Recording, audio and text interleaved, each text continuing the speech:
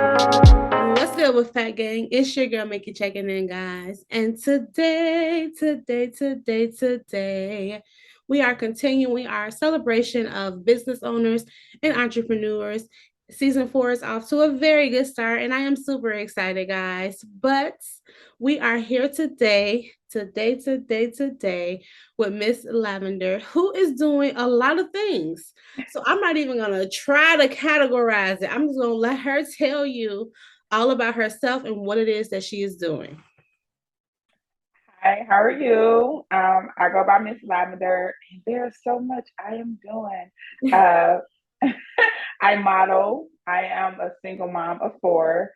I am originally from Ohio. I moved to Las Vegas with just me and my children. I am a up and coming entrepreneur, so I have an online boutique. I am also a licensed cosmetologist, and I have my first book published, poetry book published, and I'm currently working on the second one, which will be out in June. Okay. So those are just little things about myself. All right. So I'm gonna say congratulations because Thank all of you. those they're not all in the same arena. So you're dipping in some different hats there. You guys see For you sure. okay. But I'm a mama three, so I know how that goes. And you said a Uh, mama four, so I'm sitting here like, ooh, one more. like, yeah, I don't know how people can do it over that because I'm over here going through it. So I'm gonna say congratulations on that because to have all of your different ventures that you have as far as business and everything like that, and then to still be a single mom of four, like I take my hat off to you. Thank you. So yeah, because I have a husband and we still be stressing, and I'm like, okay, you here every day just like me, and we still it's Right. so I commend you. Um, but how? Let's break this down a little bit. So how did you get into modeling? We'll go there. Growing up, it was a point of time where I didn't have a lot of confidence, right? I didn't do a lot of pictures. I'll say like with my first adult relationships, it was more an abusive one. So once again, the level of confidence was down, didn't take a lot of pictures. I say after having my third child with this, which is my first baby girl, I decided to do a photo shoot. And when I did that photo shoot, everybody just kind of ran with it. Like, girl, you could do this. And then that was like the first like thing of like, oh, okay, I can. Or, when you realize you are pretty, you okay. You know what I mean? Right. And that came into play with that. And I did it for a while in my hometown and then I stopped. Mhm. Uh I don't know why I stopped. I just stopped. Like, and then when I moved to Vegas, I moved here, I was about 200 pounds and I began to lose weight. I began to love me, and I began to really gain my confidence and like really get in tune with myself. And I came to the conclusion, like, well, why don't you go and do modeling? Like, go ahead and do it, and like really do it this time. Like, really go forth and do it. And I felt like Vegas just gave me like a different opportunity. I didn't know nobody, and it was just like, girl, you can. And I did a photo shoot, and everything like just kind of went from there. Like it just really ran from there. People were like wanting to do work and everything like that. And then I was like, okay, cool. And I got into it like again. And then honestly, I just like taking pictures. I like fashion. I like being very creative. So that was one of the biggest things for me getting into the modeling. Mhm. Yeah, so that was one of the biggest things on why I did it. Okay. Well, I mean, I commend you there because just to be willing and open to share your story as to how you started. Hmm. I know sometimes that's not easy, and then it's that period of growth that you had to go through Yeah, personally. So I do appreciate you letting us know that. Because there are a lot of women out here who may be in situations like that, hmm, or who simply haven't found the love for themselves yet, and that could be right, multiple reasons. You know, right. sometimes we get so caught up with what we see that we say, "Oh, I Hmm. don't look like that, so I can't be beautiful." Yeah, Like, no, you're beautiful. You have to learn to embrace you and everything. right. So yeah, I love that. Thank you. And so, what about the cosmetology? Now that we touched on my Um, cosmetology coming. the cosmetology, I have been doing hair ever since I was younger, like a teenager type situation. I think I had a situation to where someone did my hair and I didn't like it. Hmm. And then I went from there just like really like, okay, I'm cutting everybody. I could do this. I kind of learned it. And I got the opportunity to go to high school for 2 years for cosmetology. And at that time, I didn't get my license because, back then we had math proficiency tests and stuff like that. Now they got other stuff. And it was just one part of the test I just didn't pass. So 2 years later, I went back. And then after I had my first son, I decided, like, you know what, I'm going to go back into doing hair. And I went to a school and it was ghetto, and I stopped. And then after my fourth child, I went back to school, and that school ended up closing. Right, like I was really into it, ended up closing. I'm like, okay, well, whatever. I got discouraged again. Everyone, once you into something again, you get discouraged. And I'll say I've been licensed for about 4 years now. My oldest son wanted to play basketball. And at that time, it was like, okay, well, I can't get him to practice. I don't have anybody really helping to get him to practice. I need to be my own boss. So that way I can encourage him to pursue his dream. And when I tell you I was a manager, I was a lead cook, and I literally dropped that job to go back full time because, I believe in sacrificing to help your kids or whatever. So that was the point of me going back to hair. And I had took it serious this time because I'm like, I literally left my job, had to leave my apartment, go stay with somebody, and still have 4 kids to accomplish something. And I had no choice but to finish it because, people start stuff and they don't finish. So that was my motivation to finish. And I did. I actually finished like a whole 6 months before I was supposed to be finished because I began to do 10-hour days. I'm like, okay, I don't want to be here when the new year comes. I want to finish now. And that was the motivation to get back to doing hair, mainly because I wanted my sons and my kids to basically have the opportunity to pursue their dreams and not be being held to work for them to do it. No, I love that because you touched on like that sacrifice. And that's something that, when you have kids, they are a blessing. They are. But sometimes it does require sacrifice from us as parents in certain places, certain areas. So, and I love how you did this. Most people, when they would have to leave a job in that sense and then go live with someone, like that is like, you feel like that's like a low point. But it's like, it's a humbling situation as well. Yeah. But then you have to realize, like, no, I did this for a reason. And like, you push sure. Okay, I don't want to be uncomfortable this long. So I'm going to do what I got to do. Absolutely. About the situation. Absolutely. Yes. And like, it turned around full circle for you. Like you said, even being discouraged twice, like you said, the first school closed, and then it's just like, okay, am I meant to do this now? Right, right. Time? So, but I mean, it shows like you really were dedicated in getting your license, and it's like you did that. So it shows that push. Sometimes, even if it's for you, you have to go about a different way. Sure. You have to keep going. So yeah, and then the books. I mean, you're working on your second book, but how's this first one going? You know what? It's crazy because I haven't written poetry since I was a teenager, right? Never thought about getting back into it. I don't know what happened. I was at night thinking about stuff, and I'm a spiritual person. So I don't know, it was compelled to put a book together, like a poetry book together. And I just started writing. Like literally I had about I called my mom and told her, and that same day I had about 3 poems right after I got off the phone with her. And I did this book. It's 60 poems. I did it in a matter of 2 weeks. Like just 60 poems.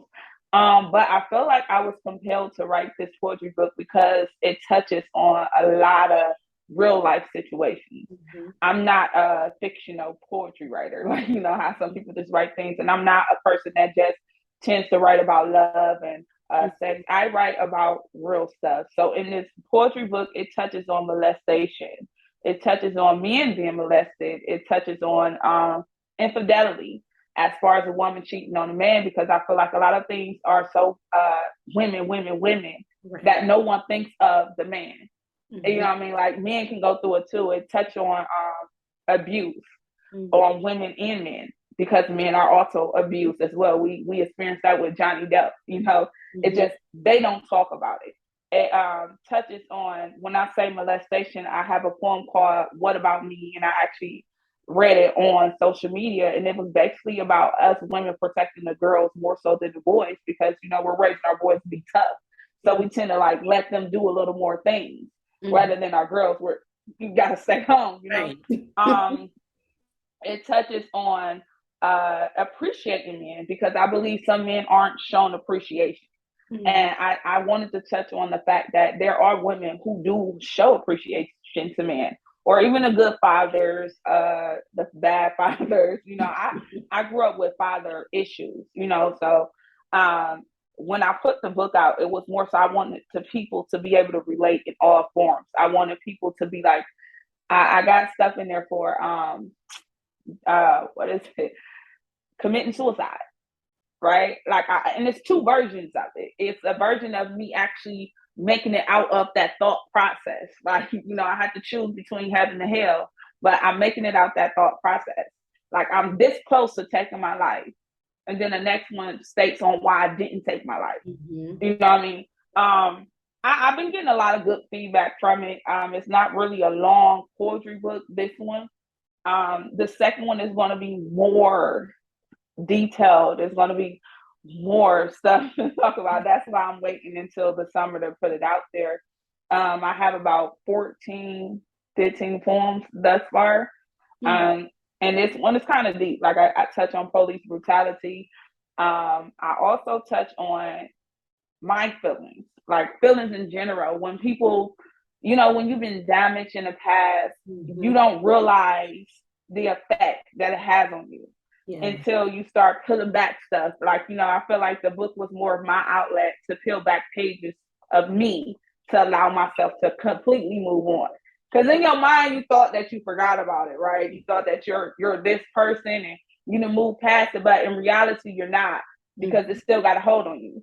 And in order for me to allow my feelings to love someone else, I had to realize myself what it is that I'm afraid of, So this book touches on that, and it's going to touch on a lot more. So yeah, that's how the poetry book came about. And I was only going to write one, but it was like, why are you going to write one? Like, you just put one out and stop? Like, it was like, okay, no. Like, so that's when I was like, I'm going to go ahead and do another one. I got great feedback, so I'm going to just go ahead and push it out. I'm just going to promote it different this time, but yeah.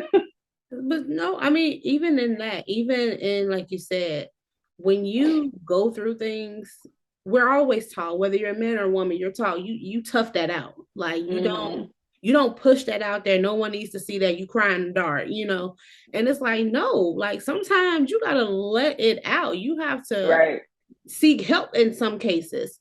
And some things, as a parent, you may think, oh, I got this tucked away. It ain't gonna come back out.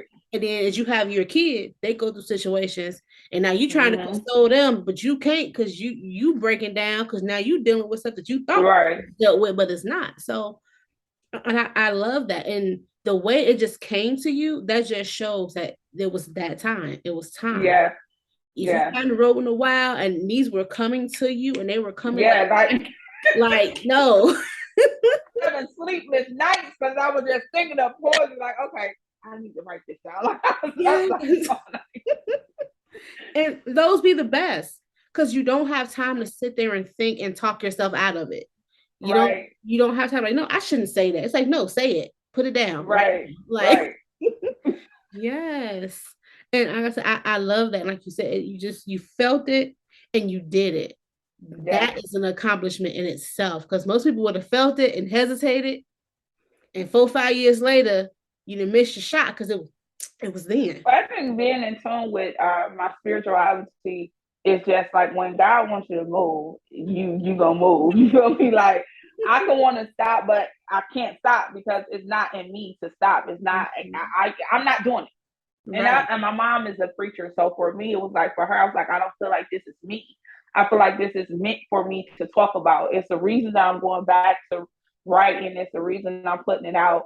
And I don't think it's me. I think it's meant to minister or help other people who are going through certain situations or understand it. Because when you look at my social media platform, you will never know that I am a victim of domestic violence. You will never know that I have abandonment issues. You would never know. I have father issues. You would never know that I fear relationships now because of past. Like it's just certain things you wouldn't know. So Right. mentally, I always wanted to become a motivational speaker because I feel like I could talk to people. You know what I mean? Like it's very hard to be able to take hold accountability of yourself for certain things. You know what I mean? So I believe that this book is to open that particular door in a sense to actually be able to, talk to people about it. You know what I mean? Yeah. Like so. And I love that. And like you said, like sometimes we don't realize our story is not necessarily for us. It's for the Mm-hmm. next person. It's for someone Mm-hmm. else. So it's like for me to or for anyone to go through something and not share it out there to help someone else, Right. to help them through it because no one is alone. Like it may be a little difference in the situations Right. of our individualities, but it's still similar. Like you can still help Right. someone else through the process. And sometimes just knowing it's not just me, because when we Right. go through things, we tend to categorize it as it's just us, nobody else. Right. Right. So yeah, I love how you're putting that voice out there. And then now let's get to your boutique. How did that come about? Because I'm loving this ensemble. I'm still looking at it. um, Once again, I hate working for people, right? And I personally have like a 2-year mark on any job that I work for. And honestly, mentally, I've always felt like I'm a leader at the most, right? And I also have a boss mentality. Yeah. Like I run things myself. And I'm very much so into fashion. Mm-hmm. And because I'm into fashion, I was like, oh, I want to be a stylist. Like, I want to do a lot of things, right? Like, because fashion plays a part with cosmetology, fashion plays a part with modeling. And I was like, you know what? I have an LLC in my hometown. And I'm like, you know what? I'm going to bring it out here, but I'm like, what am I going to do? I mean, what am I going to do? And then I'm like, you know what? I'm going to do the boutique. And that's because I want people to look good. I want people to feel good. You know what I mean? And then I can model my own stuff. Right. So the boutique came out of the humble. I started it last year, but I stopped. Like in the beginning, I was like, it was doing good. And then I just out the blue stopped because I do tend to start stuff and not finish. So when I stopped and then I met someone who became my manager at that time, and everybody was just low key pushing me. Like even when I was in the modeling agency, just like pushing me. Like, what do you want to do? Mm-hmm. Like you do the boutique, but you don't do it. Like it was just more so everybody was on my back. Like, what are you doing? Like you're sitting on your own money, Like and I'm over here like whatever. And then you go back to a realization like, why do you have a business? You pay monthly for this business, like Then you got all these clothes sitting here from the boutique last year. What are you doing? So this particular time, I decided to take a different route. I didn't want to present it at that time. It was like cash apping me, or like things like that. And I wanted to do it on a more professional level. Right. So I wanted a website to come out with it. I didn't want to present it as, no, you can cash out me, call me, let me know. No. We're going to do it professional because I want you to know how serious I am this time around. Mm-hmm. And that's what happened with it this time. It's like more so putting different. When I tell you I'm up in the middle of the night, sometimes just looking for different things to put, like purchase, only on the strength that everybody's doing a boutique, but I don't want everything that everybody has. Of course, everybody has the same thing, but I personally take my time on the things that I purchase because I want it to be different. Right. You know what I mean? So that's where the boutique come in, and it's still going. I'm still working on it. Like where I took a few days off from promoting it. But like, yeah, no, I'm really in full effect of perfecting or mastering my craft and my mindset right now. So yeah, and I mean I love that. It's because it's that accountability for one. You acknowledge, okay, you know what? Sometimes I'll be good, I'll be like, and right. So it's that accountability, and like you said, when you realize, okay, I don't want that 9 to 5 life. I want to be able to work for me. That way I'm knowing the amount of energy and effort I'm putting in is what I'm going to get out, and then like you said, you have the time for like the family activities. Because when you work a 9 to 5, baby, they don't care. that At you're all. at a football game. They don't care that you At know. all. Because with me, I still work my 9 to 5 and I have my business and my YouTube. And I'm like, but the more and more I do for my own businesses, the less Hmm. and less I want to go. Absolutely. I'm like, Absolutely. I don't want, I'm a grown woman with kids. I shouldn't be told when I can go to the bathroom, how long Oh I could be my in the God. bathroom. Like, Or if I'm tired, I shouldn't have to really get up to go punch this clock. I just need to rest. My body needs to rest. And I'm yeah, gonna get fired if no, I don't have let yes, me work from home. yeah. I'm telling you, you learn those things, and this is no, shot to anyone who is really Yeah, for a nine to absolutely. five Yeah. because I mean it works for who it does. But I Yeah. say personally, now that I've really been in my business for 2 years, I'm like, hey, it's a little fun over Right. here. Right. And you still have to work. You still there's days where you can't take a day because you have to constantly, like you said, do your research. You Absolutely. constantly researching new products and researching ways to promote.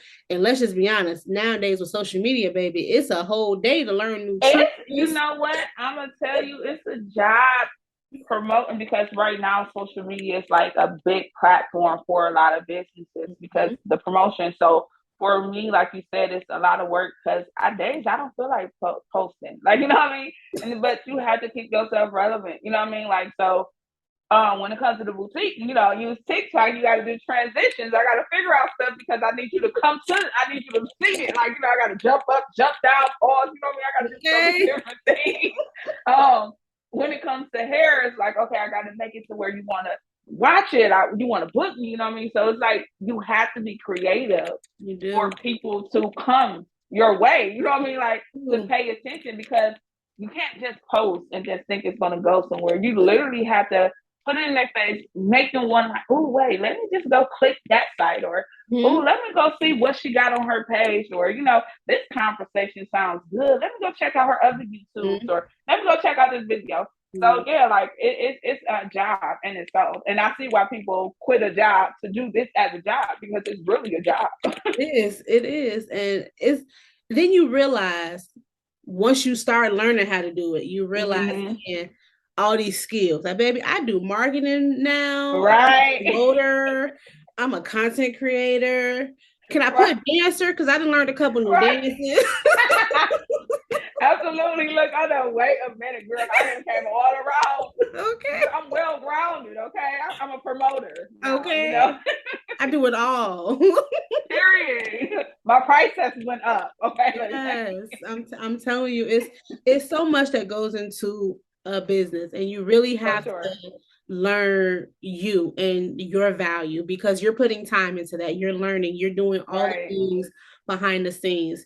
And I feel like this can go so much, so much.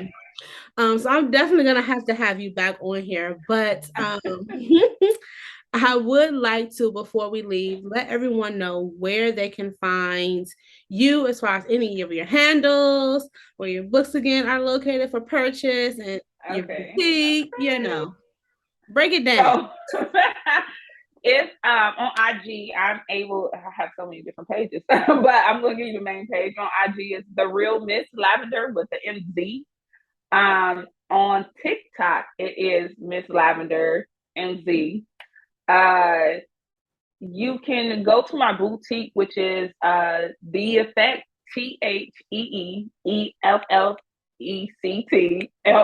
TheEffectLLC.com. That's also like you can actually go on IG to that page as well, The Effect. My hair page, you can also follow me at 1MIZZ underscore lavender.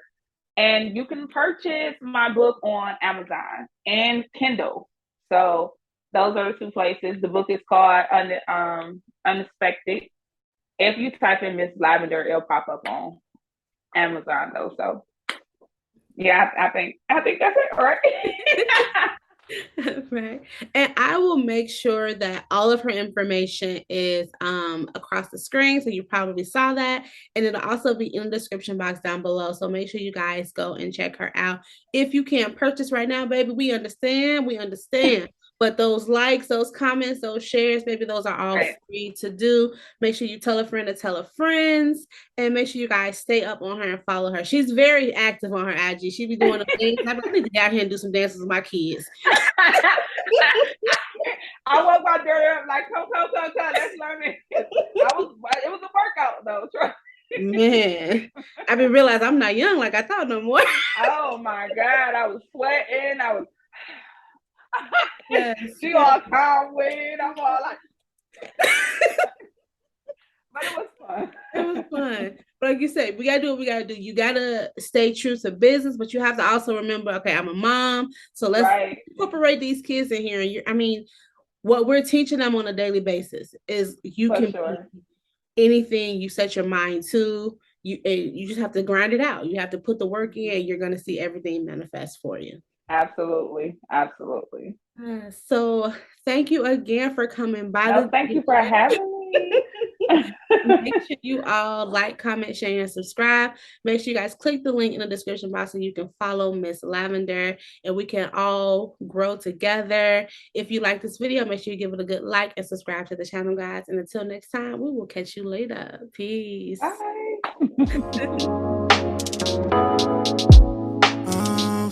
Bye.